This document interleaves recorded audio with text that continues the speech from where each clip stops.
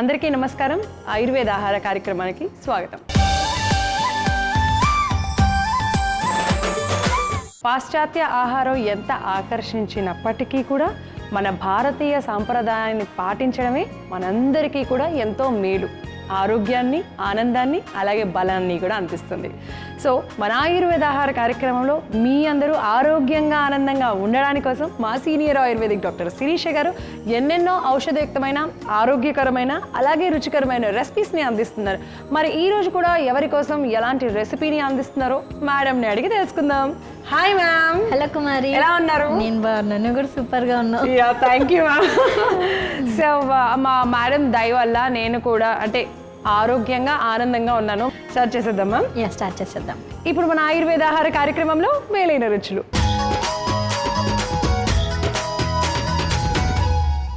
So మేలైన రుచుల్లో ఎవరి కోసం ఎలాంటి మేలైన రెసిపీని అందించబోతున్నారు? మనకి అధికమైన కఫం వల్ల చాలా రోగాలు వస్తూ ఉంటాయి కదా, అంటే దీర్ఘకాలికమైనటువంటి ప్రతిశాయ, అంటే జలుబు, దగ్గు, తర్వాత పడిసం ఇలాంటివన్నీ వస్తుంటాయి. సో వాటన్నింటినీ కూడా న్యాచురల్గా అంటే మనకి దొరికేటువంటి ఆకులతోటి ఎంత చక్కగా మనం దాన్ని ఉపశమింపజేసుకోవచ్చో ఇవాళ చూసేద్దాం. ఓకే, ఏంటది? సో అదే ఆవకూర పప్పు.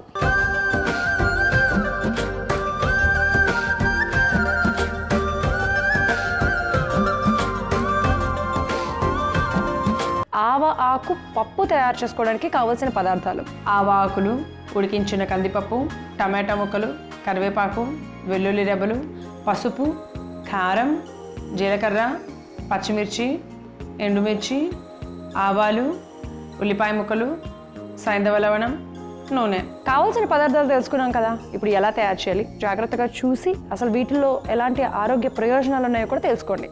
సో మ్యామ్, ముందుగా ఏం చేద్దామంటే స్టవ్ వెలిగించేసుకొని ప్యాన్ పెట్టేసుకుందాం. ఓకే.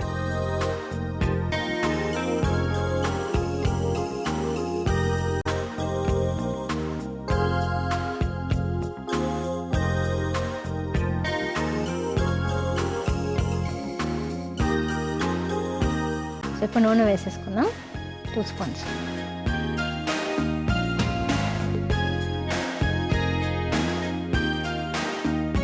సో మ్యామ్, ముందుగా ఏం చేద్దాం మరి? ఇప్పుడు ఫస్ట్ అయితే మనం ఉల్లిపాయ ముక్కలు వేసేసుకుందాం. ఉల్లిపాయ అంటే పోపు చివరికి వేద్దామా? ఎట్లా?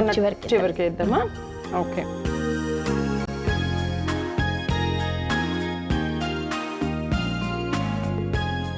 ఉల్లిపాయ ముక్కలు 1 కప్పు వేసేద్దాం. ఓకే. అలానే టమాటా ముక్కలు కూడా తర్వాత కొంచెం ఉల్లిపాయ ముక్కలు వేగగానే టమాటా ముక్కలు వేసుకుందాం. ఓకే.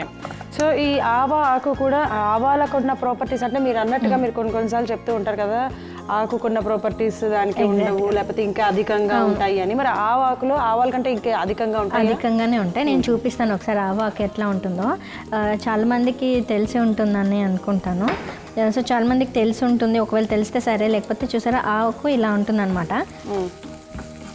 కొంచెం మనకు తులసి ఆకు టైప్లో ఉంటుంది, కొంచెం పెద్దగా కూడా ఉంటాయి అనమాట లీవ్స్ అన్ని కూడా. మనకి ఇప్పుడు మార్కెట్లో ఈజీగా దొరికిపోతాయి. సో ఈ ఆవాల ఆకుని మనం చక్కగా కొంచెం ఉప్పు నీళ్ళలో వాష్ చేసుకొని ఆ తర్వాత మనం చక్కగా కట్ చేసుకొని పెట్టుకున్నాము. ఈ ఆవాల ఆకు మనం యూజువల్గా వారానికి 1-2 సార్లు ఈజీగా తీసుకోవచ్చు. ఇది మనకి పిత్తాన్ని అధిక శాతంలో పెంచుతుంది అనమాట. సో మనకి కఫాన్ని తగ్గిస్తుంది అనమాట. మన అధికమైనటువంటి కఫం చేరుకున్నప్పుడు జలుబు, దగ్గు వస్తుంది కదా. సో కఫాన్ని తగ్గిస్తూ పిత్తాన్ని పెంపొందించే ప్రాపర్టీస్ అధికంగా ఈ ఆకులో ఉంటాయి. యూజువల్గానే మనము ఆవాలలో మనం రోజు ఎంత తీసుకోవచ్చు అంటే 2 to 3 teaspoons ఆఫ్ ఆవాల పొడి తీసుకోవచ్చు. అందుకనే మన చేసుకునే వంటలలో అవన్నీ యూజ్ చేస్తుంటాం. సో ఇలా ఆకులో తీసుకున్నప్పుడు మాత్రం కొంచెం అధిక క్వాంటిటీలో తీసుకోవచ్చు. ఎందుకంటే ఇది హోల్ లీవ్స్ అన్నీ కూడా మనం తీసుకుంటాం కాబట్టి సో దానిలో కాన్సన్ట్రేషన్ కొంచెం తక్కువగా ఉంటుంది. అలానే మనం ఆకు రూపంలో తీసుకోవడం వల్ల మనకి యాంటీ ఆక్సిడెంట్స్ అనే ప్రాపర్టీస్ వస్తాయి అన్నమాట.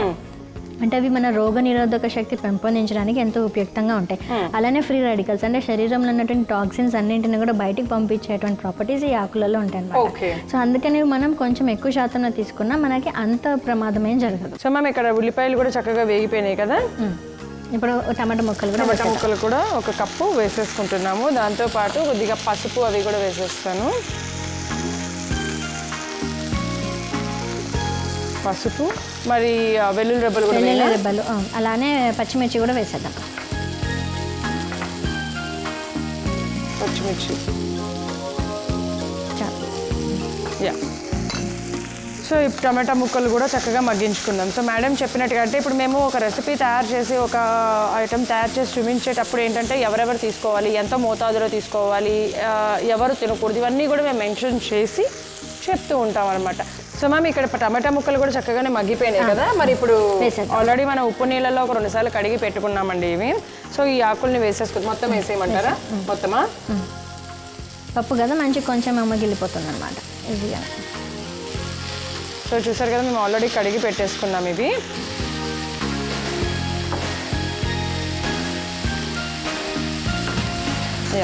సో ఆకులు కాబట్టి మరీ ఎక్కువగా మగ్గించుకోవాల్సిన అవసరం, మరీ ఎక్కువగా మగ్గాల్సిన అవసరం లేదు. జస్ట్ కొద్దిగా పెద్ద కాస్త అలా కొద్దిగా దగ్గర పడిపోతే సరిపోతుంది. ఓకే. సో ఇలా ఆకుని కూడా తీసుకోవచ్చు అనమాట, మంచిది అంటారు. సో మనం ఇలాగే ఇప్పుడు ఆయుర్వేద ఆహారం అంటే అది పూర్వీకుల నాటి వాళ్ళంటే అప్పట్లో పెద్ద మన బామ్మలు ముత్తాతలు వాళ్ళందరూ కూడా ఫాలో అయ్యేవాళ్ళు. వాళ్ళు అప్పట్లో అందుకని అంత బలంగా ఉండేవాళ్ళు, దానికి తగ్గట్టుగా ఎక్సర్సైజ్ అట్లీస్ట్ వాకింగ్ కాదు, వాళ్ళు పొలం పనులను చేసుకుంటూ ఉండేవాళ్ళు. ఒకవేళ పొలంకి వెళ్ళని వాళ్ళు కూడా ఏదో ఒక రకమైన ఫిజికల్ యాక్టివిటీ డే మొత్తంలో చేసేవాళ్ళు. అది విసురుతారు చూసారా, పిండి విసరడం కానివ్వండి, ఏదో ఒక పనిలో వాళ్ళు నిమగ్నమై ఉండడం వల్ల వాళ్ళ శరీరంలో ఉన్నటువంటి అన్ని అవయవాలు కూడా మంచిగా ఎక్సర్సైజ్ అయిపోయాయి అనమాట. అందుకనే వాళ్ళంత దృఢంగా ఉన్నారు. అండ్ తీసుకున్న ఆహారం కూడా చాలా పోషకాలు ఉన్నటువంటి ఆహారం అనమాట. ఇంత పొల్యూషన్ కూడా లేదు. సో అందుకనే వాళ్ళు తీసుకున్న 100% ఫుడ్లో అట్లీస్ట్ 80 to 90% వాళ్ళకి అబ్జార్ప్షన్ అయ్యేది. ఇప్పుడు మనం తీసుకున్న 100%లో 40 to 50% మాత్రమే మనకు అబ్జార్ప్షన్, మిగతా అదంతా వేస్ట్ మెటీరియల్ లాగా అలా మన బాడీలో ఉండిపోతుంది. అది బయటికి పోదు, మనకి ప్రోటీన్స్ సప్లిమెంట్స్ అలా కూడా ఇవ్వదు. సో అందుకనే ఎంచుకోవడంలోనే మన ఆహారాన్ని ఎంచుకునే విధానంలోనే మనం కొన్ని మార్పు చేర్పులు చేసి మన లైఫ్ స్టైల్ మోడిఫికేషన్స్ చేసినట్లయితే మనం ఎంతో ఆరోగ్యంగా ఉంటాం. సో మ్యామ్ ఇక్కడ అది కొంచెం ఏమంటారు ఆకులు దగ్గర పడిపోయినాయి కదా, ఇప్పుడు పప్పు కూడా వేసేద్దామంటారా? ఆల్రెడీ కందిపప్పు దీంట్లో ఉడకబెట్టుకొని వేసుకున్నాం. అంటే దీని కాంబినేషన్ గా మనం మామూలుగా కందిపప్పు తీసుకుంటాం కదా, కందిపప్పు ఇది కాకుండా ఇంకా వేరే ఏ పైన కూడా యూజ్ చేయొచ్చు. ఎర్ర కందిపప్పు ఉంటుంది చూసారా, ఎర్ర కందిపప్పు ఇది లేకపోతే మిక్స్చర్ అనమాట. ఇట్లా ఎర్ర కందిపప్పు, మళ్ళీ యూజ్ చేసే ఎల్లో కందిపప్పు, అలానే కొంచెం శనగపప్పు కూడా వాడుకోవచ్చు. సో ఇలా ఎర్ర కందిపప్పును కూడా యూజ్ చేయొచ్చు అంటారు. అంటే కందిపప్పే కాకుండా పెసరపప్పు ఇలాంటివి కూడా రెగ్యులర్ గా వాడే వాళ్ళు ఉంటారు కదా, కాంబినేషన్ అసలు సెట్ అవుతుందా? మంచిగా వాడుకోవచ్చు. అయితే పెసరపప్పు మాత్రం కొంచెం మనము చెప్పం, ఎందుకంటే అది కూడా కొంచెం పిత్తదోషాన్ని పెంచుతుంది. అంటే శాంతింపజేసినప్పటికీ కూడా కొంచెం ఫ్రాతింగ్ ఉంటుంది. సో అది మన గ్యాస్ట్రిక్ ఇరిటేషన్ కూడా కలిగించే అవకాశం ఉంటుంది. సో మనం కందిపప్పు వాడితే బెటర్. ఓకే, కందిపప్పు ప్రిఫరబుల్. సో మ్యామ్ ఇప్పుడు దీంట్లో కొద్దిగా నీళ్లు పోసుకుందాం, ఏమైనా కొంచెం నీళ్లు, అలాగే సైంధవ లవణం అవన్నీ వేసేసుకుందాం. సో ఇప్పుడు మనం నీళ్లు పోసుకున్నాం కదా, దానికి తగ్గట్టుగా కూడా సో సైంధవ లవణము అలాగే కారం కూడా ఇప్పుడు వేసేయమంటారా? పచ్చిమిర్చి వేసాను కాబట్టి నేను కొంచెం సరిపోతుంది. ఓకే. సో ఇది కూడా వేసి మరొక 2-3 నిమిషాల పాటు మనం ఉడికించుకుందాం. యాక్చువల్గా ఈ రోజుల్లో వచ్చిన పెద్ద మైనస్ పాయింట్ ఏంటంటే మేము పిల్లలకి కూడా యాక్టివిటీస్ ఉండట్లేదు. 24 గంటలు చదువుకోవడం, స్కూల్కి వెళ్ళేటప్పుడు తొందరగా వెళ్ళడం, రావడం లేట్గా రావడం, వాళ్ళకి కూడా యాక్టివిటీస్ లేకపోవడం మూలంగా ఎన్నో సమస్యలు వచ్చేస్తున్నాయి. ఇంతకు ముందంటే చక్కగా నడుచుకుంటూ వెళ్ళేవారు బాడికి, ఇప్పుడు బస్సులో కూడా కూర్చోవడం, స్కూల్కి వెళ్ళాక కూర్చోవడం, మళ్ళీ ఇంటికి వచ్చాక ట్యూషన్కి వెళ్ళి మళ్ళీ అక్కడ కూర్చోవడం. సో ఇన్నిసార్లు యాక్టివిటీ లేకుండా ఉండేటప్పటికీ అరుగుదల శక్తి కూడా తక్కువ అయిపోతుంది. అందుకోసమే అంటే ఈ రోజుల్లో ఎలాంటి యాక్టివిటీస్ అయితే ఉన్నాయో వాటికి తగ్గట్టుగా మా ఆయుర్వేద ఆహారంలో శిరీష గారు అందరికీ కూడా మంచి మంచి ఆహారం అందిస్తున్నారనమాట. ఇవి ఫాలో అయితే ఖచ్చితంగా మనం ఆరోగ్యంగా ఉంటాము. సో ఒక్క 2 నిమిషాల పాటు అలాగా మగ్గిచ్చేద్దాం. ఎవరైనా తీసుకోవచ్చు కదా, బీపీ పేషెంట్స్ కూడా తీసేసుకోవచ్చు. ఓకే. ఎక్కువగా అల్సర్స్, అసిడిటీ ఎక్కువగా ఉన్న వాళ్ళు మాత్రం దీన్ని యూసేజ్ కొంచెం తగ్గిస్తే బెటర్. అట్లానే కాంట్రా ఇండికేటెడ్ అని కంప్లీట్గా తీసుకోవద్దని ఏం లేదు, దాన్ని మోతాదు కొంచెం తక్కువ చేస్తే సరిపోతుంది. Okay. So ma'am stove off చేసేసేయండి. చక్కగా ఆకుకూర పప్పు లాగా ఉంది. ఆవాకు పప్పు,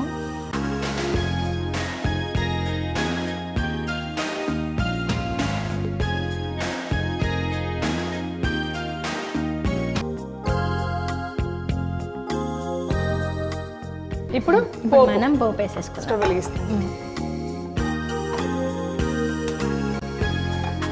సో అలా పోపుకి మనము బాండీ పెట్టేసుకున్నాము. ఇప్పుడు నూనె ఒక 2 స్పూన్స్ వేసుకుందాము.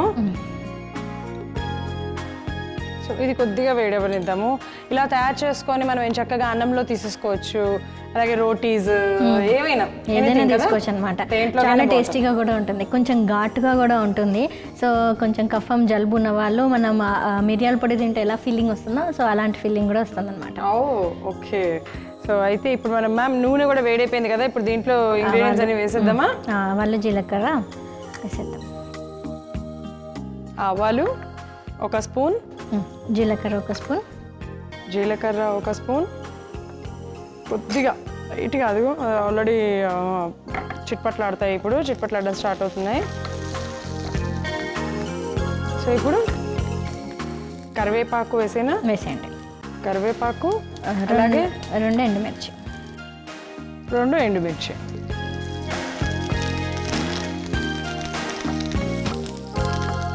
అయిపోయింది కాబట్టి ఇప్పుడు మనము స్టవ్ ఆఫ్ చేసేద్దాం, పోపు వేసేద్దాం.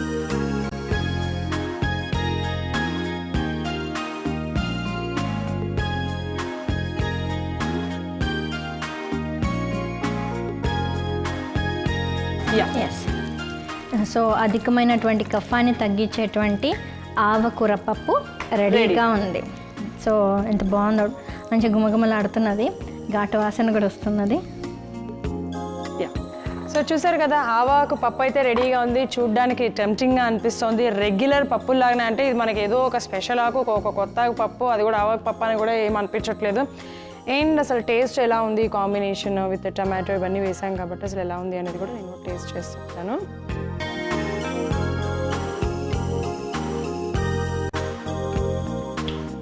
చాలా బాగుంది మ్యామ్, నిజంగానే మేడం చెప్పినట్టుగా కొంచెం ఘాటుగా అనిపిస్తుంది. అండ్ టేస్ట్ మాత్రం అల్టిమేట్ ఉంది. ఆ టమాటో వేసినందు మూలన ఆ పులుపు కూడా వచ్చి ఆ కాంబినేషన్ అనేది చాలా అంటే చాలా చాలా టేస్టీగా ఉంది. మీ అందరూ తప్పకుండా ట్రై చేసేసేయండి. మరి ఇంత ఆరోగ్యాన్ని మీ అందరికీ అందించే ఆవ ఆకు పప్పు తయారు చేసుకోవడానికి కావాల్సిన పదార్థాలు, తయారు చేసే విధానం మరొకసారి మీకోసం. ఆవ ఆకు పప్పు తయారు చేసుకోవడానికి కావాల్సిన పదార్థాలు: ఆవ ఆకులు, ఉడికించిన కందిపప్పు, టమాటా ముక్కలు, కరివేపాకు, వెల్లుల్లి రెబ్బలు, పసుపు, కారం, జీలకర్ర, పచ్చిమిర్చి, ఎండుమిర్చి, ఆవాలు, ఉల్లిపాయ ముక్కలు, సైంధవ లవణం, నూనె. ఆవ ఆకు పప్పు తయారు చేసుకునే విధానం: ముందుగా స్టవ్ వెలిగించి ప్యాన్ పెట్టుకొని 2 చెంచాల నూనె వేసి వేడి చేసుకోవాలి. నూనె వేడయ్యాక 1 కప్పు ఉల్లిపాయ ముక్కలు వేసి కొద్దిగా వేగించుకున్న తర్వాత 1 కప్పు టమాటో ముక్కలు, 1 చెంచా పసుపు, వెల్లుల్లి రెబ్బలు, పచ్చిమిర్చి వేసి కలిపి కాసేపు వేగించుకోవాలి. ఆ తరువాత కడిగి పెట్టుకున్న ఆవాకుల్ని కూడా వేసి కాసేపు మగ్గనివ్వాలి. ఆ తరువాత ముందుగా ఉడికించిన కందిపప్పును వేసి సరిపడా నీళ్లు, రుచికి సరిపడా సైంధవ లవణం, 1 చెంచా కారం వేసి కలుపుకొని మూత పెట్టి కాసేపు ఉడికించుకొని స్టవ్ ఆఫ్ చేసి ఒక బౌల్లోకి తీసుకొని పక్కన పెట్టుకోవాలి.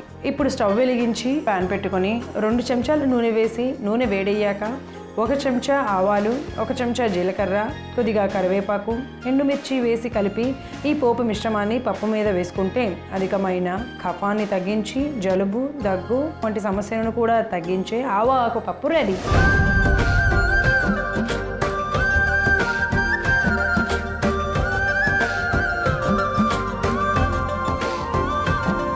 ఇప్పుడు మన ఆయుర్వేద ఆహార కార్యక్రమంలో ఆయుర్వేద చిట్కా.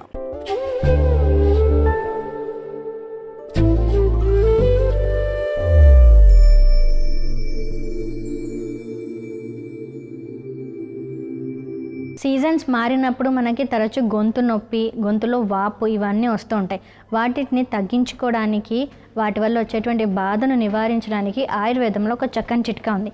అదేంటంటే ఒక 4 చెంచాల తులసి రసాన్ని తీసుకొని 1 టీ స్పూన్ మిరియాల పొడిని కలిపి ఈ మిశ్రమాన్ని మనం ఒక 2 నుంచి 3 సార్లు రోజులో తీసుకున్నట్లయితే, అంటే తాగేసినట్లయితే గొంతులో వచ్చేటువంటి నొప్పి, బాధ అంతా కూడా తగ్గుతుంది. అలానే మనకి ఇన్ఫెక్షన్స్ అన్నీ కూడా దూరంగా అయిపోతాయి.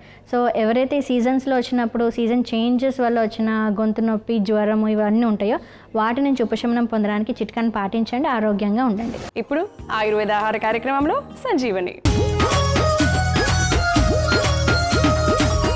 సో సంజీవనిలో ఎవరికి సంజీవిని లాంటి ఔషధాన్ని అందించబోతున్నారో మేడం అడిగి తెలుసుకుందాం. సో మ్యామ్, సో ఇవాళ మనం ఆర్థరైటిస్తో బాధపడే వారు చాలామంది ఉన్నారు కదా, ఏజ్ నిమిత్తం లేకుండా. సో వారందరికీ కూడా న్యాచురల్గా అంటే డైలీ బేసిస్గా ఒక మంచి కషాయం తయారు చేస్తున్నాము. సో అది రోజు తీసుకోవడం వల్ల మెల్లమెల్లగా వాళ్ళకి ఆర్థరైటిస్తో వచ్చే ప్రాబ్లమ్స్ అన్నీ కూడా తగ్గుముఖం పడుతుంటాయి. ఓకే, ఏంటిది మ్యామ్ ఇంతకీ అది? అదే జీరా చంద్రశూర కషాయం.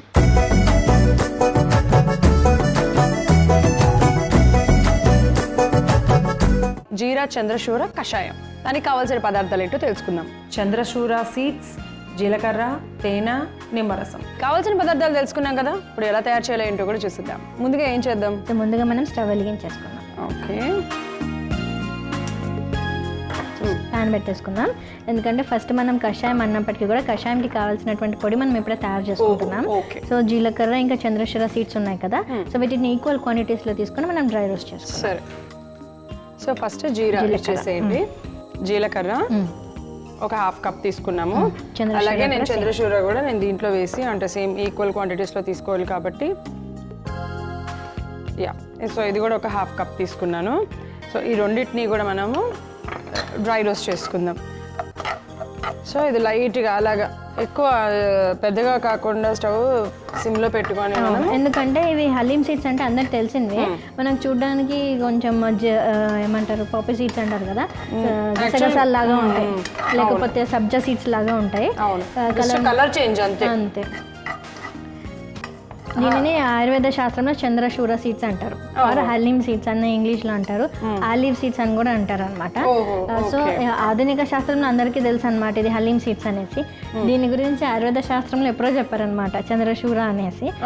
చంద్రశూర అనేటువంటిది చాలా మంచి ఆరోగ్య ప్రయోజనాలు అంటే ఎన్నో ఔషధ విలువలు ఉన్నాయి ఆ సీడ్స్లలో. ఎక్కువ కాల్షియం కూడా ఉంటుంది అనమాట దానికి. ఇది మనం ఒకవేళ ఈ సీడ్స్ని నానబెట్టినట్లయితే మనకి సబ్జా సీడ్స్ ఎలా అయితే గుజ్జులాగా అయిపోతాయో అలా అయిపోతాయి అనమాట.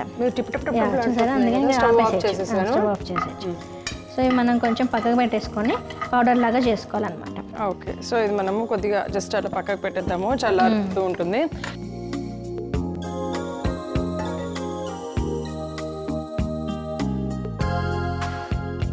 ఎంత దీనికంటే 2 గ్లాసెస్ 1 గ్లాస్ అలా ఏమన్నా ఉందా? కషాయం అన్నారు కదా, 1.5 గ్లాస్ అట్లా సరిపోతుంది. ఓకే, ఎందుకంటే పౌడరే కదా మనం వేసేది. ఓకే, సో ఇది నీళ్ళు కాగుతూ ఉంటాయి, ఈ లోపల ఇవి కూడా కొద్దిగా చల్లగా అయినాయి కదా, ఇది కూడా మిక్సీ జార్లో తీసుకుందాము. మంచిగా గ్రైండ్ చేసేసుకుందాం పౌడర్ లాగా.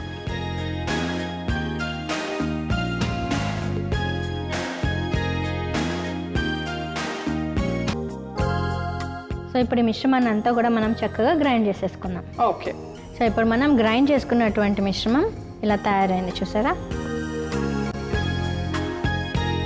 ఓకే, ఇది మనం ఎయిర్ టైట్ కంటైనర్లో స్టోర్ చేసుకొని పెట్టేసుకోవచ్చు. ఇప్పుడు మాత్రం మనం 1 స్పూన్ తీసేసుకుందాం దాంట్లో నుంచి. సో అది వేసుకొని 1 స్పూన్ వేసేసి సరిపోతుంది. సో మామూలుగానే హలీం సీడ్స్ అంటే కొంచెం జిగట ఉంటాయి కదా, వస్తుంది ఇప్పుడు ఇది? వస్తుంది, కొంచెం వస్తుంది అనమాట. మ్యాక్స్ అంటే మనం దాన్ని నానబెట్టినప్పుడు మనకు వస్తుంది. సో బాయిల్ చేసినప్పుడు కొంచెం ఆ జిగట ఉంటుంది, కానీ నానబెట్టినప్పుడు ఉన్నట్టుగా. సో ఇప్పుడు ఇది ఎంత తీసుకోవాలి, ఎంత క్వాంటిటీ? సో ఇది అట్లీస్ట్ 30 to 40 ml తీసుకోవచ్చు అనమాట. రోజు ఆహారం తీసుకున్నాక ఉదయం సాయంత్రం 2 పూటల్లో కూడా తీసుకోవచ్చు. కనీసం ఒక 1 నెల రోజులు కంటిన్యూస్గా వాడితే మీరు అబ్జర్వ్ చేస్తారు. సో మీకు కొంచెం ఆర్థరైటిస్లో ఎలాంటి పెయిన్స్ అయితే ఉంటాయో, నడవడానికి ఇబ్బంది ఏదైతే ఉందో మెల్లమెల్లగా తగ్గుతుంది. ఒకేసారి మొత్తానికే మాయమైపోదు. సో అది మెల్లమెల్లగా తగ్గుతుంది, ఎందుకంటే పోషణ జరుగుతూ ఉంటేనే మనకి ఆ నొప్పి అనేది తగ్గుతూ ఉంటుంది అనమాట. అండ్ ఇంకా ఇది యాంటీ ఇన్ఫ్లమేటరీ ప్రాపర్టీస్ కూడా ఉంటాయి అనమాట హలీం సీడ్స్కి. అంటే వాపు ఏదైతే వచ్చే గుణం ఉంటుందో దాన్ని తగ్గిస్తుంది అనమాట. ఓకే, సో ఇది 30 to 40 ml ఎన్ని డేస్ అన్నారు? ఒక 1 month వరకు యూస్ చేయాలి. ఇంకా 2 months కూడా యూస్ చేయొచ్చు. ఎందుకంటే మనకి క్రానిక్ డిసీజెస్ కదా, అయితే ఆర్థరైటిస్ కానివ్వండి, ఆస్తమా కానివ్వండి, ఇలా ఎక్కువ డ్యూరేషన్లో మనకు ట్రీట్మెంట్ అవసరం పడుతుంది అనమాట. అండ్ సీజనల్గా అంటే ఎప్పుడైతే దాన్ని యాక్టివ్ స్పర్ట్స్ వస్తాయో, అంటే ఎక్కువ చలికాలం ఉన్నప్పుడు ఆస్తమా పెరగడం కానివ్వండి, చలికాలంలోనే మళ్ళీ మనకు జాయింట్ పెయిన్స్ అన్ని పెరగడం, అలాంటి కండిషన్స్లో మాత్రం 2 పూటల 2 నెలల వరకు వాడచ్చు. సో మ్యామ్ సరిపోతుందా? సరిపోతుంది. ఓకే, చూసారా కొంచెం స్టిక్కీనెస్ కనపడుతుంది, చూసారా కొంచెం జెల్లీ టైప్.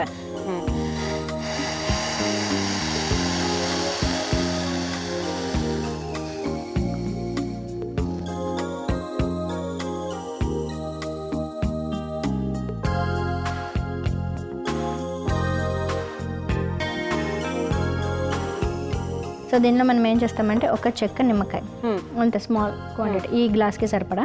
సో ఇది పిండేద్దాం. ఓకే,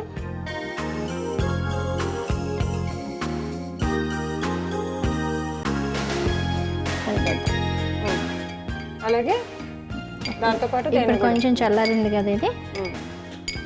ఇప్పుడు ఒక స్పూన్ తేనె. సో ఇంత క్వాంటిటీ తేనె కలిపిస్తున్నాం మనం. ఓకే,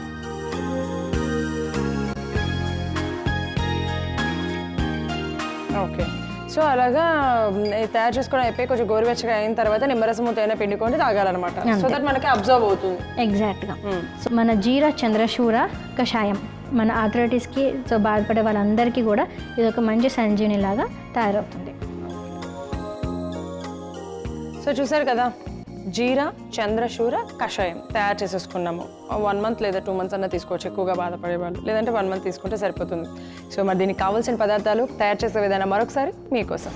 జీరా చంద్రశూర కషాయం తయారు చేసుకోవడానికి కావాల్సిన పదార్థాలు: చంద్రశూర సీడ్స్, జీలకర్ర, తేనె, నిమ్మరసం.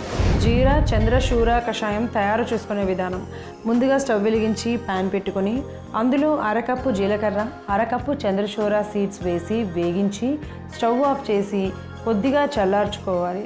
ఇప్పుడు స్టవ్ వెలిగించి గిన్నె పెట్టుకొని 2 గ్లాసుల నీళ్లు పోసి వేడి చేసుకోవాలి. మరొక వైపు చల్లారిన చంద్రశూర జీలకర్ర మిశ్రమాన్ని మిక్సీ జార్లోకి వేసి మెత్తగా గ్రైండ్ చేసి బౌల్లోకి తీసి పక్కన పెట్టుకోవాలి. తరువాత మరుగుతున్న నీళ్ళల్లో 1 చెంచా గ్రైండ్ చేసుకున్న మిశ్రమాన్ని వేసి కలిపి కాసేపు మరిగించి స్టవ్ ఆఫ్ చేసి గ్లాసులోకి వడపోసుకోవాలి.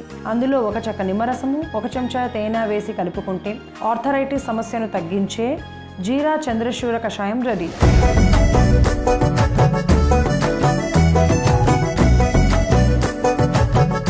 And thank you very much ma'am, మంచి రెసిపీ అలాగే ఔషధాన్ని మాకు అందించినందుకు. థ్యాంక్ యూ కుమారి. వచ్చే ఎపిసోడ్లో మరిన్ని రుచికరమైన, ఔషధయుక్తమైన, ఉపయుక్తకరమైన రెసిపీస్తో మేమిద్దరం మీ ముందుంటాం. అంతవరకు చూస్తూనే ఉండండి ఈటీవీ అభిరుచి. నమస్తే.